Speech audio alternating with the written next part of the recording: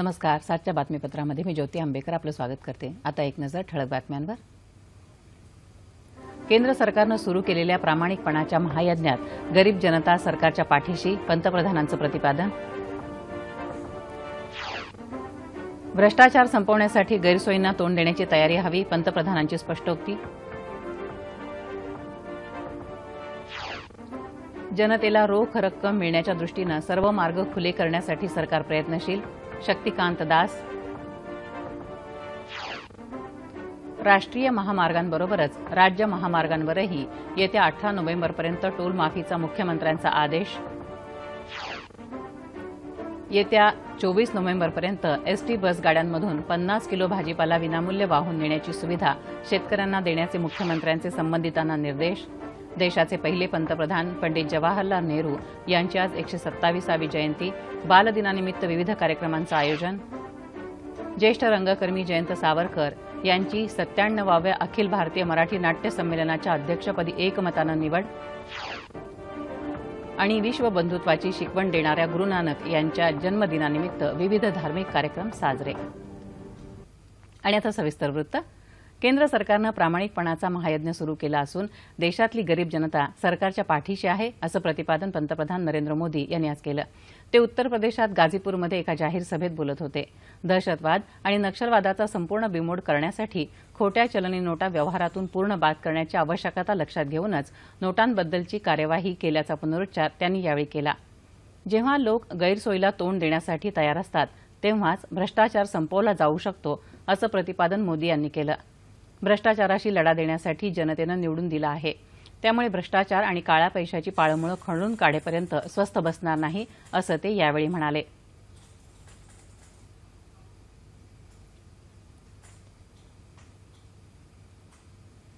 रहा हूं, देश की भलाई के लिए कर रहा हूं, देश की भलाई के लिए कर रहा हूं, गरीबों की भलाई के लिए कर रहा हूं, गांव की भलाई के लिए कर रहा हूं, किसान की भलाई के लिए कर रहा हूं. जो राजनीतिक दल बहुत परेशान है,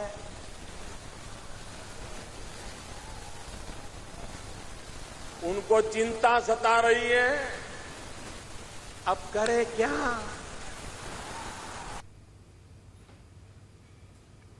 केंद्रात बहुमताचं सरकार स्थापन करण्यासाठी उत्तर प्रदेशच्या जनतेनं मोठा पाठिंबा दिल्याबद्दल पंतप्रधान मोदी यांनी कृतज्ञता व्यक्त केली. यावेळी गाझीपूरमधल्या नवीन रेल्वे प्रकल्पांचं लोकार्पण करण्यात आलं. तसंच गाझीपूर कोलकाता या नव्या गाडीचा शुभारंभ पंतप्रधानांच्या हस्ते झाला. यावेळी राज्यपाल राम नाईक आणि रेल्वे मंत्री सुरेश प्रभू उपस्थित होते.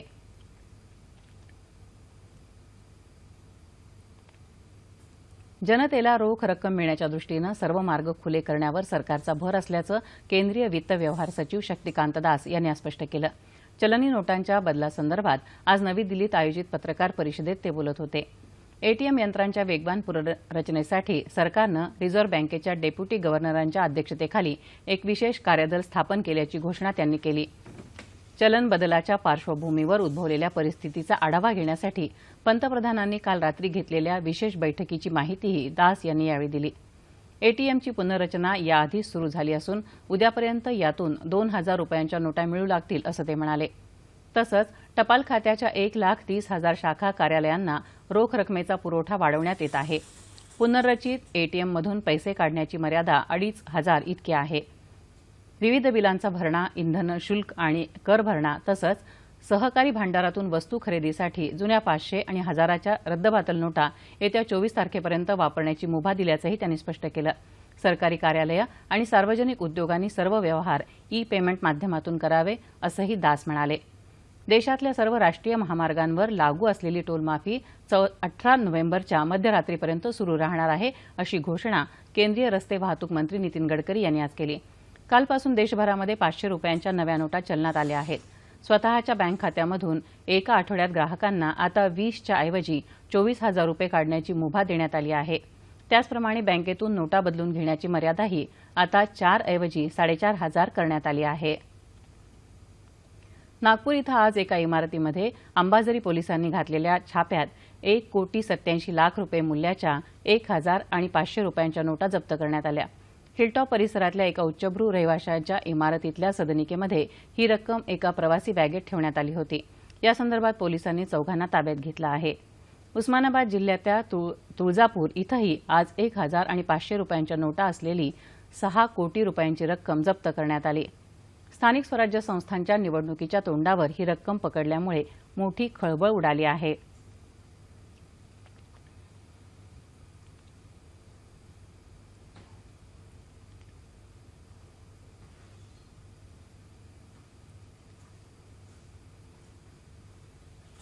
अहमदनगर पोलिसांनी काल रात्री केलेल्या कारवाईत 25 लाख रुपयांची बेहिशेबी रक्कम ताब्यात घेतली आहे। या संदर्भात खबर मिळाल्यानंतर पोलिसांनी श्रीरामपूर इथल्या बोरावके महाविद्यालयाजवळ सापळा रचून संशयास्पद गाडीतून ही रक्कम जप्त केली। नगर परिषदेच्या निवडणुका चालू असून आचारसंहिता लागू आहे। काल सायंकाळी 18 वाजणे सुमारास आम्ही शिवाजी चौक येथे नाकाबंदी करत असताना एक संशयास्पद गाडी मिळून आली। त्या गाडीचा पाठलाग करून ती गाडी आम्ही थांबवली। त्या गाडीची तपासणी केली असता त्या गाडीमध्ये 25 लाख रुपये रोख रक्कम मिळून आली। त्याबाबत आम्ही ती रक्कम ज्याच्या ताब्यात आहे त्या संजय होन यांच्याकडे चौकशी केली। त्यांनी त्या रकमेबाबत कोणतीही समाधानकारक उत्तरे दिली नसल्यामुळे ती रक्कम आम्ही पंचनामा करून ताब्यात घेतलेली आहे आणि त्याबाबतची माहिती निवडणुकीचे निर्णय अधिकारी तसेच आयकर विभाग यांना दिली असून ते याबाबत पुढील चौकशी करीत आहेत। येत्या 24 नोव्हेंबरपर्यंत एसटी बसगाड्यांमधून 50 किलो भाजीपाला विनामूल्य वाहून नेण्याची सुविधा प्रत्येक शेतकऱ्याला उपलब्ध करून देण्याचे निर्देश मुख्यमंत्री देवेंद्र फडणवीस यांनी आज राज्य परिवहन मंडळाला दिले। उच्च मूल्याच्या नोटा चलनातून बाद झाल्याच्या पार्श्वभूमीवर राज्यातल्या स्थितीचा आढावा घेण्यासाठी मुख्यमंत्र्यांनी आज सचिव आणि रिझर्व्ह बँकेच्या अधिकाऱ्यांची एक बैठक घेतली। त्यावेळी ते बोलत होते। मुंबईसह सर्व महामार्गांवरची टोलमाफी येत्या 18 नोव्हेंबरच्या मध्यरात्रीपर्यंत चालू ठेवण्याचे आदेशही त्यांनी यावेळी दिले। सीमा भागातल्या तपासणी नाक्यांवरचं सेवा शुल्कही माफ केल्याची घोषणा त्यांनी केली। दंड आणि प्रलंबित रकमांच्या वसुलीसाठी 500 आणि 1000च्या नोटा स्वीकारल्या जातील असं मुख्यमंत्र्यांनी स्पष्ट केलं। तसंच शिक्षण शुल्क आणि परीक्षा शुल्कासह अन्य शुल्क डिमांड ड्राफ्टऐवजी धनादेशाद्वारे स्वीकारण्याच्या सूचना शिक्षण विभागानं सर्व विद्यापीठांना द्याव्यात असंही मुख्यमंत्र्यांनी स्पष्ट केलं। वस्तू आणि सेवा कर विधेयकासारख्या केंद्र सरकारनं हाती घेतलेल्या सुधारणांमुळे राज्य आणि केंद्रशासित प्रदेशांमध्ये स्पर्धा निर्माण होऊन गुंतवणुकीला प्रोत्साहन मिळेल असा विश्वास राष्ट्रपती प्रणव मुखर्जी यांनी व्यक्त केला। डिजिटल इंडियामुळे भारताच्या भाग्य पुनर्लिखाणाला मदत होईल असंही ते म्हणाले। राष्ट्रपती प्रणव मुखर्जी यांच्या हस्ते आज नवी दिल्लीत 36व्या भारत आंतरराष्ट्रीय व्यापार मेळाव्याचं उद्घाटन झालं। त्यावेळी ते बोलत होते। डिजिटल तंत्रज्ञान आणि ई गव्हर्नन्सच्या माध्यमातून दारिद्र्य निर्मूलनाचे भारताचे प्रयत्न अधोरेखित करणारी डिजिटल इंडिया ही या मेळाव्याची संकल्पना आहे। या मेळाव्यात स्वच्छ भारत मोहीम, स्वच्छ गंगा मिशन, जनधन योजना, कौशल्य भारत, पीक विमा आणि स्टँड अप कॅम्पेन अशा विविध कार्यक्रमांची माहिती देण्यात येत आहे। 27 देशांमधील 150 कंपन्यांचे 7000हून अधिक प्रतिनिधी या मेळाव्याला उपस्थित आहेत। सर्वसामान्य जनतेसाठी 19 नोव्हेंबरपासून हा मेळावा खुला राहणार आहे। येत्या 16 नोव्हेंबरपासून सुरू होणाऱ्या संसदेच्या हिवाळी अधिवेशनाच्या पार्श्वभूमीवर लोकसभा अध्यक्षा सुमित्रा महाजन यांनी आज सर्वपक्षीय बैठक बोलावली आहे। संसदेचं अधिवेशन सुरळीत पार पडावं आणि कामकाजामध्ये सर्वपक्षीय सहभाग मिळावा या उद्देशानं ही बैठक बोलावण्यात आली आहे। संसदेचं हे अधिवेशन 16 डिसेंबरपर्यंत सुरू राहणार आहे।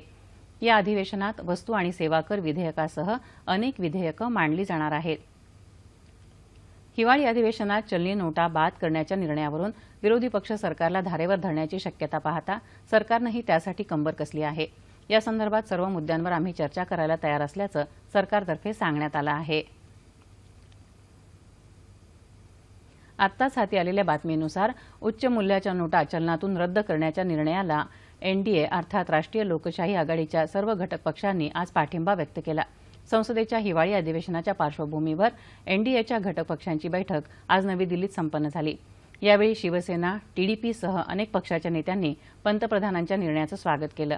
अवघ्या राष्ट्रानंच पंतप्रधानांच्या बाजूनं कौल दिल्याचं केंद्रीय माहिती प्रसारण मंत्री व्यंकय्या नायडू यांनी स्पष्ट केलं। भारत इस्रायल द्विपक्षीय संबंध आणखी बळकट करण्यासाठी इस्रायलचे राष्ट्रपती रिव्हिन रिव्हलिन यांचं 8 दिवसांच्या भारत दौऱ्यासाठी आज मुंबईत आगमन झालं। व्यापारी, उद्योजक, शिक्षणतज्ज्ञ आणि अभ्यासक्रमांच्या मोठ्या शिष्टमंडळांसह ते मुंबईत पोहोचले। आपल्या 8 दिवसीय दौऱ्यामध्ये ते पंतप्रधान नरेंद्र मोदी आणि परराष्ट्र व्यवहार मंत्री सुषमा स्वराज यांची भेट घेऊन चर्चा करणार आहेत. मुंबईत 26 नोव्हेंबर 2008 रोजी झालेल्या दहशतवादी हल्ल्याच्या स्थानांना तसंच महात्मा गांधी स्मारकालाही ते भेट देणार आहेत. उभय देशांमधले मैत्रीपूर्ण संबंध या दौऱ्यामुळे आणखी दृढ होतील असा विश्वास रिव्हलिन यांनी व्यक्त केला आहे.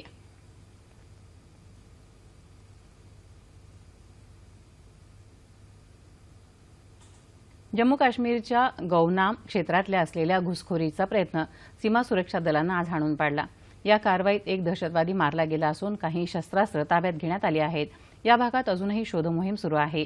दरम्यान सुंदरबनी, नौशेरा, प्लानवाला या क्षेत्रात पाकनं आज पुन्हा शस्त्रसंधीचं उल्लंघन केलं असल्याचं वृत्त आहे.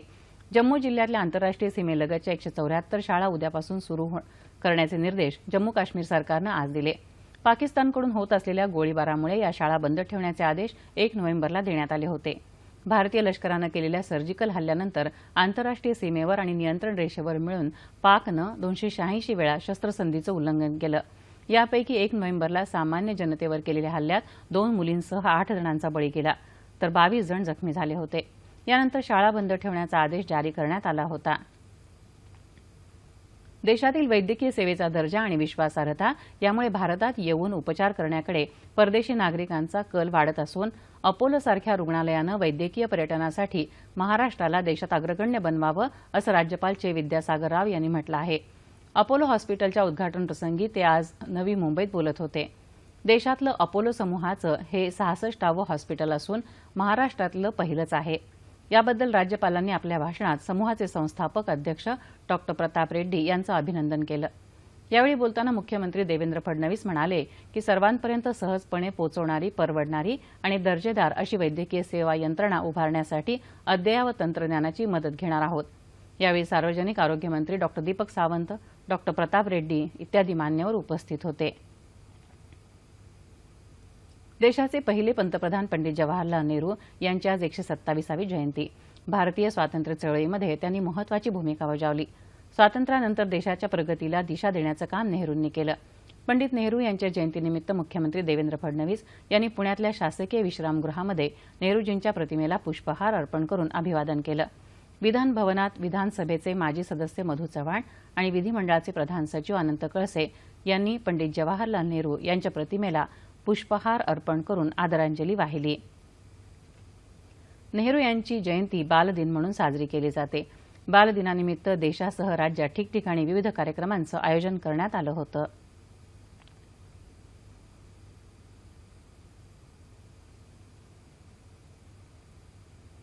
आजच्या बालदिनाचं औचित्य साधून राष्ट्रपती प्रणव मुखर्जी यांच्या हस्ते आज विशेष कर्तृत्व दाखवलेल्या मुलांना पुरस्कार देऊन गौरवण्यात आलं.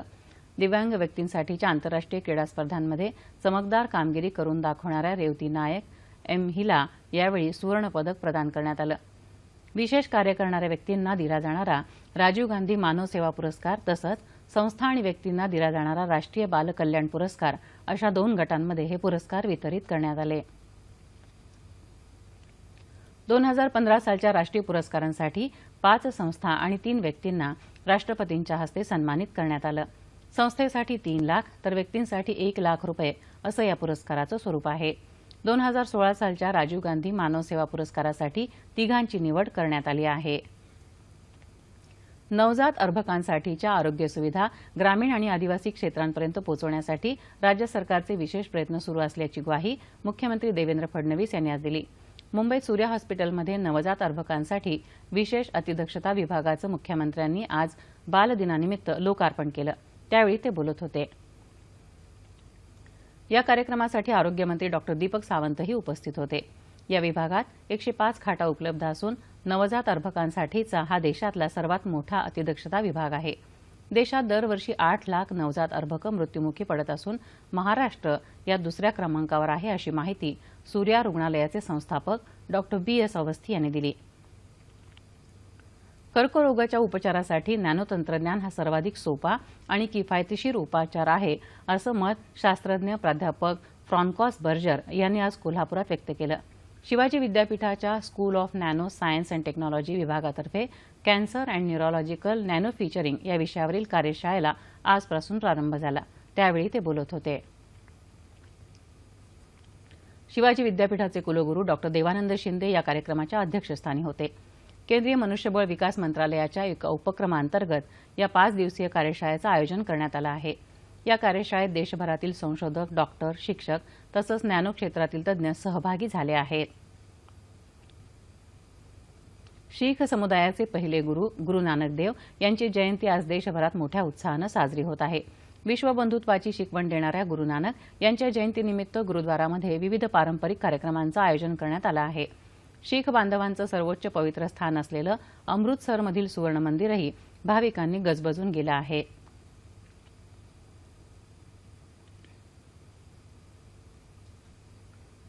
नांदेड इथल्या गुरुद्वारामध्ये शीख बांधवांनी दर्शनासाठी उपस्थिती लावली आहे.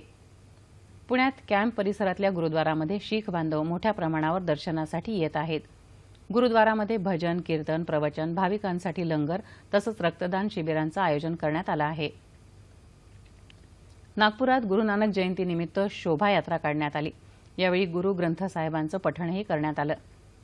ग्रंथ साहेबच्या रथासह गुरु अंगददेव, गुरु रामदास, गुरु अमरदास, गुरु हरियार साहिब यांचीही झाकी काढण्यात आली होती.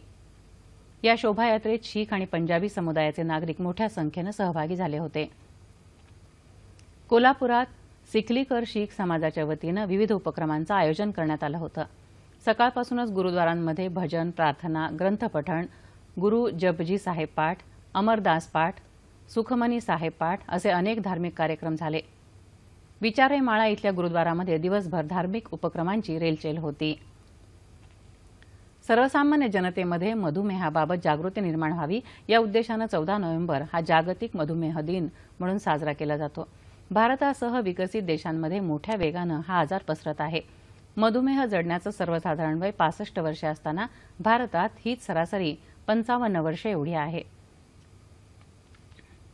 मधुमेह जडलेल्या रुग्णांपैकी 7% रुग्णांना अंधत्व येत असल्यामुळे यंदाच्या जागतिक मधुमेह दिनानिमित्त डोळ्यांची काळजी घेण्याची मध्यवर्ती संकल्पना जागतिक आरोग्य संघटनेनं निश्चित केली आहे.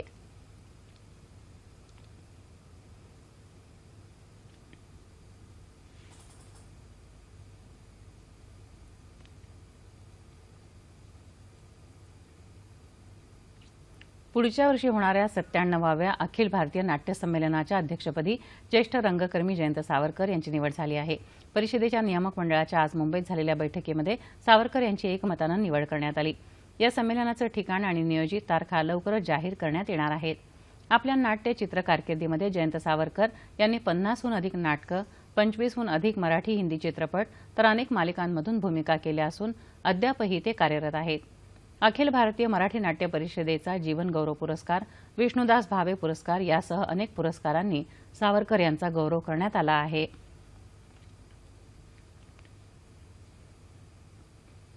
हवामान. राज्यात बहुतांश भागामध्ये रात्री थंडीचा कडाका कायम असून विदर्भाच्या काही भागात किमान तापमानामध्ये सरासरीच्या तुलनेत उल्लेखनीय घट झाली.